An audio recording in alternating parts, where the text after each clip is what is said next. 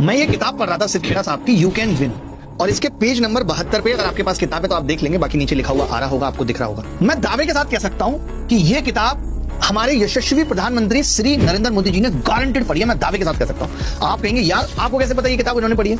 इस किताब पे एक टॉपिक है सक्सेस, और सक्सेस के अंदर रेस्पॉन्सिबिलिटी का जो सेक्शन है उसमें लिखा हुआ है the retiring president of a company after a standard farewell gift two envelope mark number 1 and number 2 to the incoming president. छोड़ा हिंदी में बताता हूं आपको। एक कंपनी में एक मैनेजर रिटायर होता है, उसकी फेयरवेल पे जो अपकमिंग मैनेजर है वो उसको 2 एनवेलप देता है, और ये कहता है कि जब भी कभी तुम्हें संकट दिखे, लोग तुम पे हावी दिखें, तुम उन्हें अकेले ना संभाल सको तो लिफाफा नंबर 1 खोलना। उसके बाद फिर संकट दिखे दोबारा तो लिफाफा नंबर 2 खोलना। तो जब पहली बार एक बड़ा संकट आया तो उस अध्यक्ष ने तिजोरी खोली और 1 नंबर लिफाफा निकाला। उसमें लिखा हुआ था कि इसका दोष तुम अपने पिछले वाले मैनेजर पे मत दो, इसका दोष। और जब उसने दोबारा संकट आया और दूसरा लिफाफा खोला तो उसमें लिखा हुआ था कि तुम अपने आगे आने वाले मैनेजर के लिए 2 लिफाफे तैयार कर लो।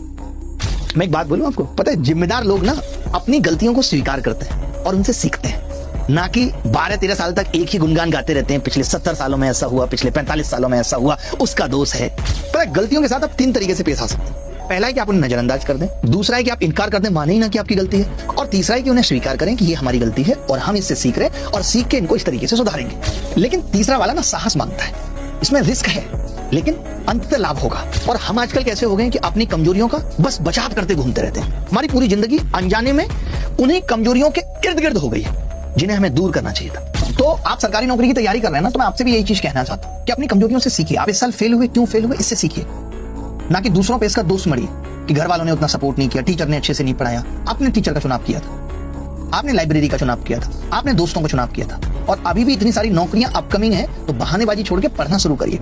वो यशस्वी हैं, कल को तेजस्वी आएंगे, वो यशस्वी की बुराई करेंगे कि उनकी वजह से 15 सालों में उन्होंने कुछ नहीं किया था। तो ये क्रम चलता रहेगा।